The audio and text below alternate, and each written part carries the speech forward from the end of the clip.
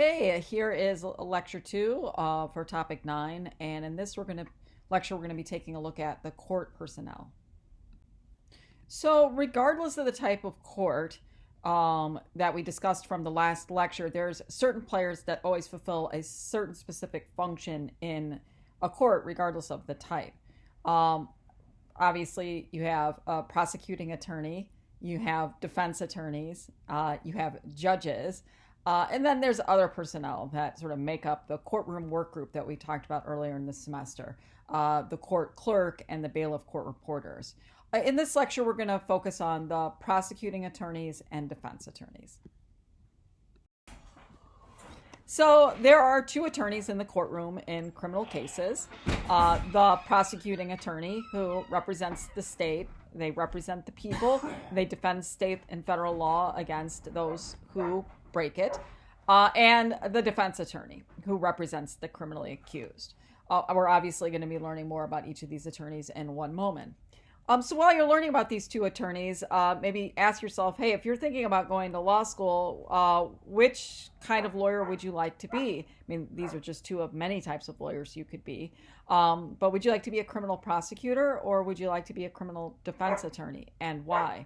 A lot of people think that a criminal prosecutor serves as a good stepping stone to future political office. And, we sort of see that in terms of people who run and win office. Two examples that come to mind for me are two of the women who ran for the Democratic nomination for president. Senator Amy Klobuchar from Minnesota and now Vice President Kamala Harris. Both of them were prosecutors at the state level. Amy Klobuchar was a prosecutor in Minnesota, and then same with Kamala, and she was the attorney general as well. So it's kind of a good example of people, being prosecutors and then using that as an avenue for serving in future offices. And for a while, as you read in your textbook, being a defense attorney was not seen as being very glamorous, right? Defense attorneys spend their days with people who are accused of crimes. But your textbook also talks about with the Gideon versus Wainwright decision that says that you have a constitutional right to criminal defense. That kind of changed the way people started looking at defense and the importance of defense attorneys. If it's too easy for the state to prosecute people and to find them guilty because they don't have proper defense, it kind of makes a mockery of justice in a democratic system. And so there's a nobility to being a defense attorney, particularly if you're serving in a public capacity, which we're going to talk about. So maybe think about what you'd like to be and why as we're learning about this. So let's start with the prosecutor and just talk about two types of prosecutors. There are many types, but two main types that your textbook talks about. So at the federal level, the prosecutors, the prosecuting attorneys that prosecute people who are violating federal law, they are known as U.S. attorneys. And they work for the Justice Department.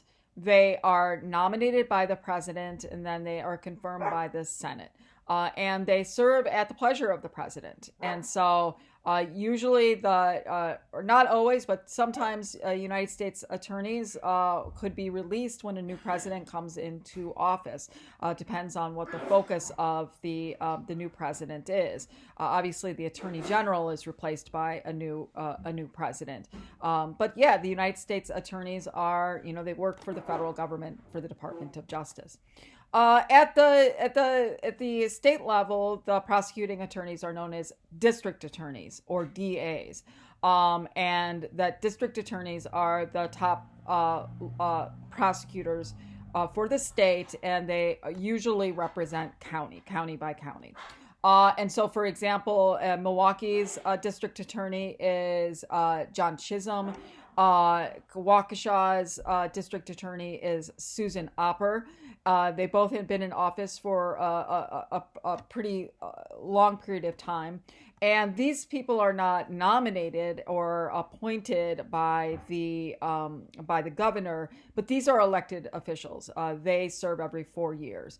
And recently we see, and when it comes to prosecutors, that there is a move, and you're going to be learning about this in the book Locked In, that one way of, if you stand opposed to mass incarceration, if you feel like too many people are being prosecuted, there's a movement in the United States for people to pay more close attention to elections for district attorneys, because it's the district attorneys who basically make decisions about what kinds of crimes they're going to prosecute and whether or not they're going to seek charges that will lead to sentences that are long, or be willing to deal with cases in different ways. And so you'll be reading about that. A lot of times we don't even really think about the elections for district attorneys.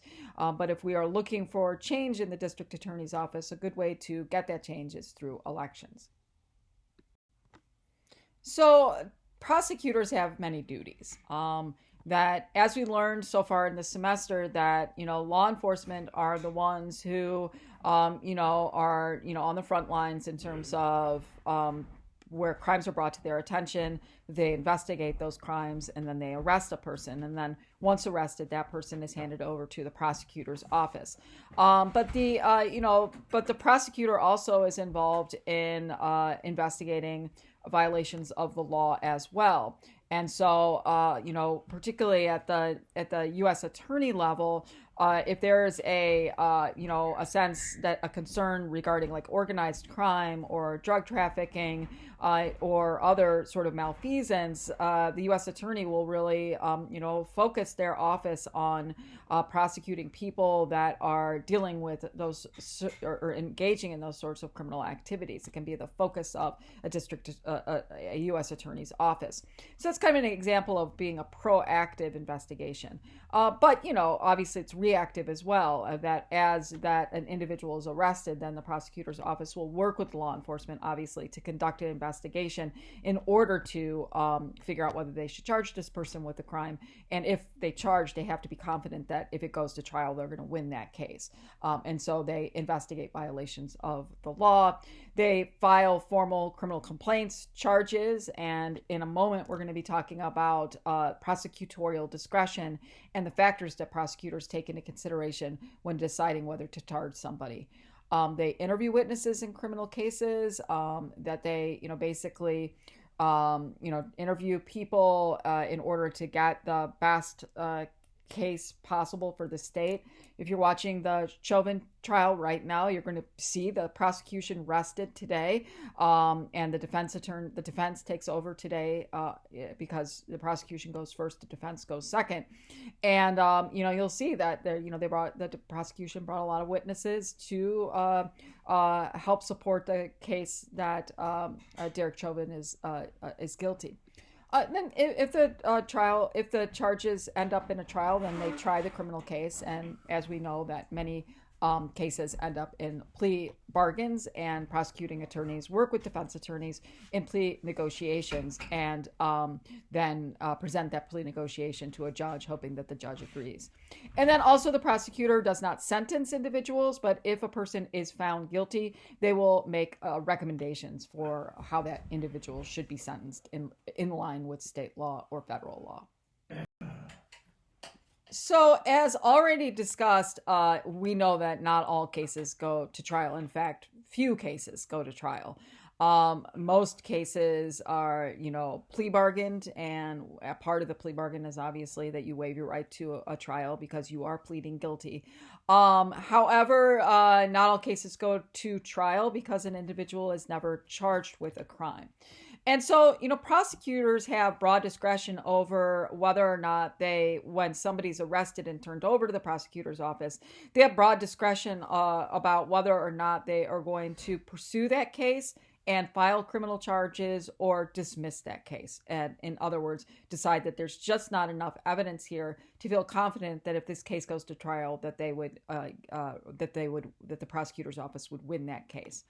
And that's, earlier in the semester, you learned about the Latin term nolli prosequi, Latin for unwilling to pursue. And so if a prosecutor decides that they are not going to pursue criminal charges, they basically are at that point saying that they're not going to pursue that case any further. Your textbook talks about how there's really, and you're going to learn about this in the Locked In, that the prosecutors are kind of like a big black box. There's not a lot of research done on prosecutorial discretion and decisions to charge. There's not a lot of guidance that prosecutors get when it comes to deciding if they do charge, what charge they should pursue, a higher degree or a lower degree. And so you're going to be learning a lot about that. And hopefully you are learning about it because you're reading the book Locked In. But the Supreme Court has basically said that they've considered the issue of prosecutorial discretion. And they've basically concluded that district attorneys have broad discretion, that there's really not a lot of check on the power of the district attorney or any prosecutor as it relates to the decision to pursue or not pursue criminal charges.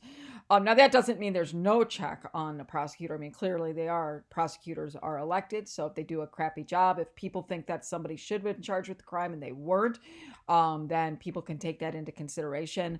As you were, in the podcast that we listened to, Cops See Things Differently, it talked about how John Chisholm decided not to pursue charges against the police officer who shot and killed Dontre Hamilton in Red Arrow Park. And even though John Chisholm, won re-election, there was, arguments that he shouldn't be reelected because he failed to pursue charges. So you could hold a prosecutor accountable at the ballot box, that the district U.S. attorneys are held accountable by the Attorney General, and if a prosecutor engages in illegal behavior, they can be disbarred and also have other sort of censures placed upon them for their unethical behavior. But when it comes to prosecutorial discretion to charge somebody, there's no real check on that they have broad discretion, and then because of that, the decision to not pursue a case is rarely reviewed. Again, it's kind of a black box of information as the prosecutor. So in the next two slides, let's take a look at the factors that prosecutors take into consideration when they are deciding whether to charge somebody with a crime. And then we're going to use two case studies so that you can sort of think like a prosecutor to decide what factors you would take into consideration when deciding whether to charge somebody with a crime. Okay, so one factor that prosecutors take into consideration when they're deciding whether to charge somebody is system factors. And system has to do with the court system. In other words, taking features of the court system into consideration when deciding whether or not to pursue a case. And so when you look at, due to certain features of the court system, the prosecutor may say, look, I'm not going to pursue this case. They may say, what is going to be the cost of taking this case to trial? As you'll learn in your textbook, that district attorneys have offices. They have assistant district attorneys that help them try cases. And some district attorney offices are really small. You might have one assistant or no assistants. Others are larger, and larger ones are usually in urban areas.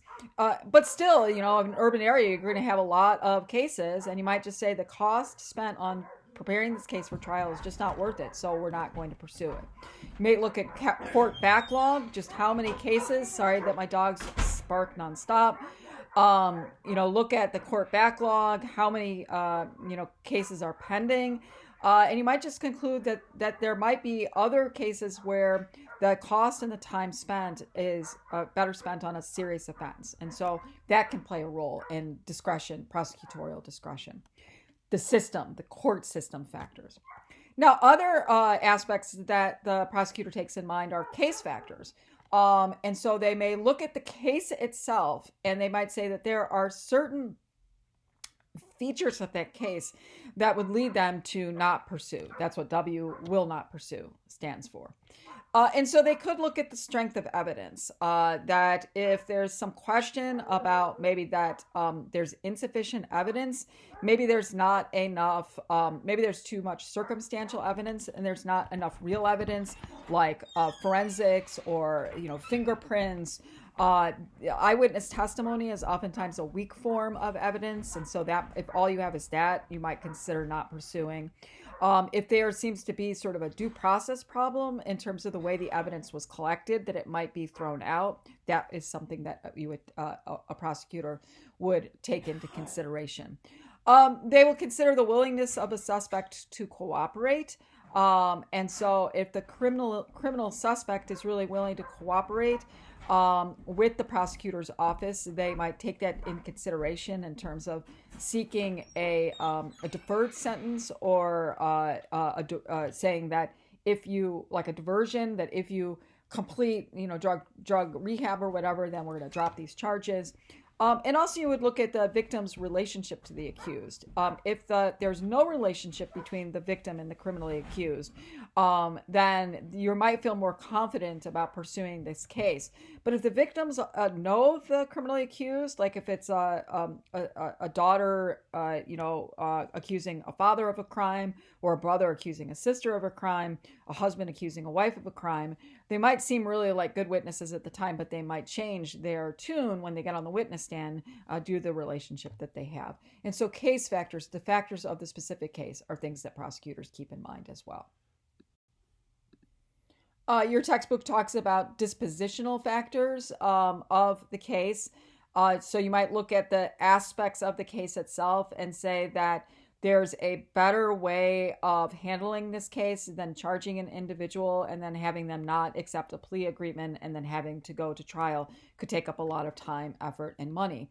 And so that given specific aspects of the case, it might be a nonviolent case, it might be a specific kind of case like a drug case that might be better handled in a diversionary sort of way, that they may refer the defendant to an agency and then with the promise that the charges would be dropped. So they would maybe charge the individual with a crime, but say that if you engage in a pretrial diversion, you satisfy all the requirements of getting drug rehab, finding a job, etc., then in exchange for that, the charges would be dropped and therefore not pursuing the case. And then finally, there are political factors to consider. Okay, a lot of prosecutors are elected. District attorneys are elected at the county and state level. And so you might feel that if closer to an election, if a case comes up, you might feel like a case that you might otherwise defer or do a pretrial diversion with, that this time you might pursue it fully because you might think, oh, this person's soft on criminals, or they're like not dealing with sort of like domestic abuse or drug charges, like with a heavy hand of the law, and it might play itself out at the ballot box. Or there might be times when you wouldn't pursue a case for political reasons because you feel like it might come back and maybe your opponent might use it against you. And so if the public is outraged, the DA might be under pressure to bring somebody to trial, to charge somebody. And so those are political factors, that the sense that there is some political pressure from the public or from an opponent, somebody who's challenging you in office, you might consider that in whether or not to pursue charges. Okay, so here's an opportunity to apply what you've learned. So pretend you are a prosecutor and there are certain features of your prosecutorial office, okay? So we're going to take a look at two case studies and that you're thinking about pursuing charges in these two cases. But here's some things to keep in mind. You are up for re-election and the next election is 1 month away, and your opponent is really monitoring the decisions that you're making because they hope to use it against you in an election in order so that they can beat you at the ballot box.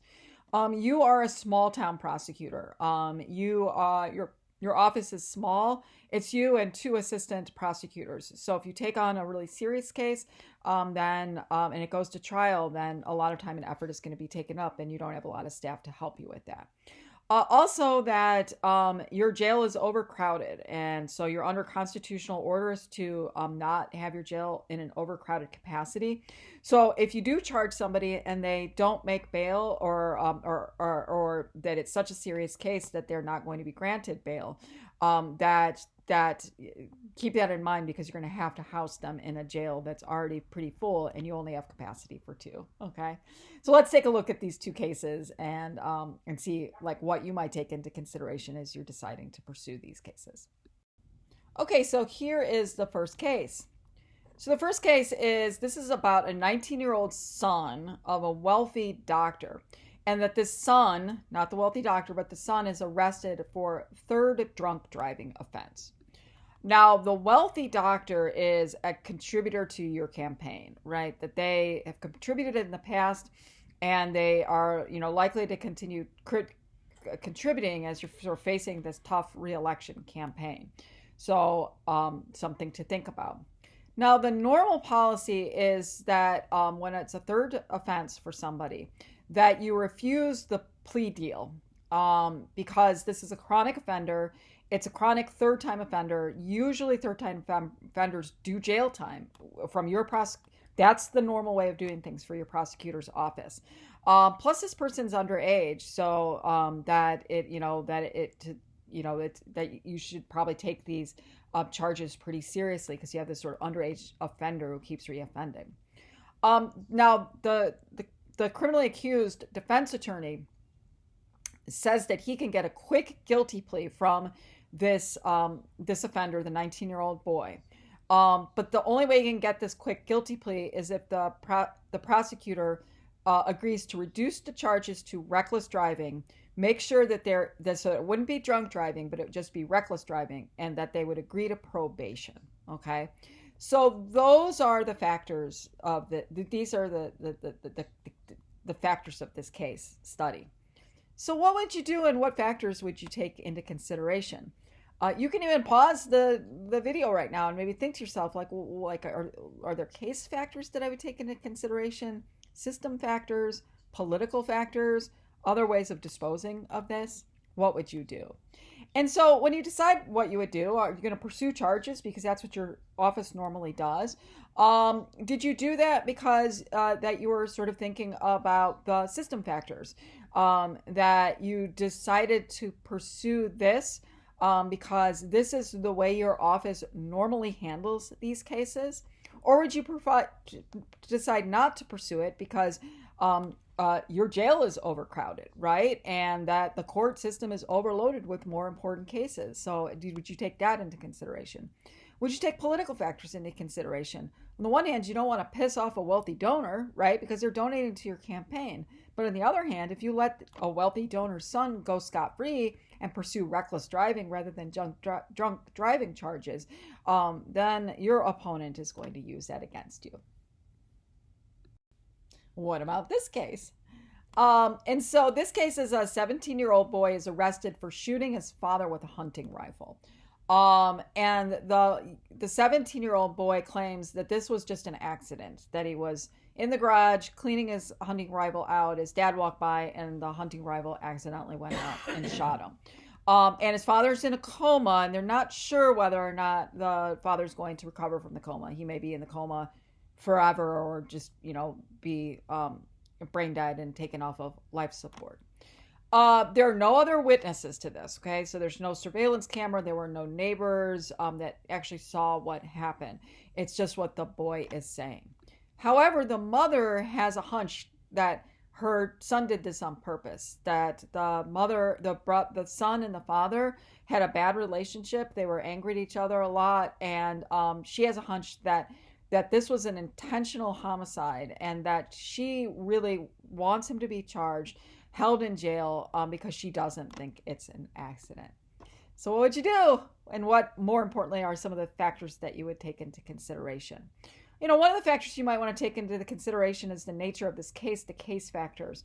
What kind of evidence do you have here? That I guess you could have ballistic evidence, but there's really the boy is not doubting that he shot the father, right? So that wouldn't really help. I mean, like if you shot somebody intentionally or accidentally, the ballistics and the would be the same. So he's not denying that he did it. He's just saying it was an accident. There are no other witnesses, right? So it'd be kind of hard to claim. And the mother didn't see this, but I mean, would it actually make sense for her to say, testify that that her son was angry at her husband? Is the father going to wake up from the coma? That might be a case factor that you might want to take into consideration. And also a system factor. I mean, the mother is saying you need to charge my son and put him in jail. And it's a dangerous crime, so the bail would probably be high. So that would take up a spot in your jail. So again, case system factors. Not sure if there would be any political factors or not, but some things to consider. All right, so let's turn our sights to the defense attorney, the other attorney who is in the courtroom. So both the defense attorney and the prosecuting attorneys are officers of the court, but they have a very different focus, obviously. The prosecutor enforces the law, okay, so that they're law enforcement, but they're also there to seek justice. And so because that they are there to represent the people, it's not just to represent the people against those who commit crimes, but you're representing the people because you have to uphold the principles of our democracy and our system of justice. And so, that means that if the prosecutor has exculpatory evidence, that is evidence that basically clears the person who is charged with the crime of that crime, they must turn that over because you cannot prosecute somebody who is not guilty. And if you have exculpatory evidence demonstrating that this person's not guilty, the prosecuting attorney has an obligation to turn that over. Also, you cannot knowingly you can't falsely charge somebody or falsely try somebody, right? I mean, that's kind of related to that other point, that if you know that this person didn't do this crime, you cannot, it would be a complete affront to the system of justice and the values of democracy for a prosecutor to do that. But the defense attorney, plays sort of a different role in the courtroom. The defense attorney it upholds a key value within our democracy, and that's the value that every person who's accused of a crime should be afforded a good criminal defense, right? A meaningful criminal defense. Because again, the state is powerful, the individual is weak, and that if the state has a really easy time of prosecuting people, it makes a mockery of justice. And so the defense attorney provides defense, a vigorous defense for the criminally accused. In the process of doing that, though, the defense attorney may face conflict between the law and the ethics. So the law is that the criminal defense attorney has to provide a vigorous defense for their client. But they're subject and they're legally subject to an attorney-client privilege. And so if your client tells you something, if your client, tells you that they're guilty, you cannot then turn that person in and say, hey, prosecutor, this person admitted their guilt, and so, I can't defend this person anymore. I mean, you can if they fire you, right, or if you quit, but you don't have this obligation to, turn that information over. In fact, you have a legal obligation not to do that because of attorney-client privilege. So you may have knowledge of guilt, but you must still defend unless you step down or unless you're fired by your client. Also that you and you sort of saw this in the Derek Chauvin trial, that the defense attorney probably was a mistake, but they were sort of trying to discredit some of the witnesses, even though they knew that they were telling the truth, right? And so they were sort of discrediting the EMTs, sort of saying why didn't you act sooner, or discrediting George Floyd's girlfriend, making her out to be a drug addict, etc. It's probably not going to play real well with the jury. I guess we'll see. But that's the job of a defense attorney. So the criminally accused have two options for defense. if you have enough money, you can, or if the court deems that you're able to afford an attorney, that you would get your defense attorney from the so-called private bar. That means that those are private attorneys that are criminal defense attorneys.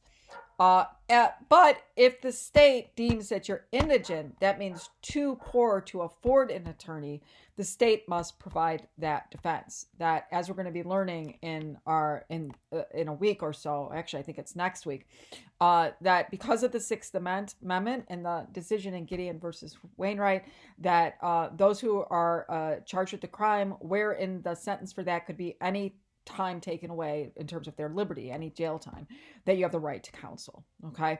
And so because you have a right to counsel, if you can't afford an attorney, the state must give you an attorney. Now, in your textbook,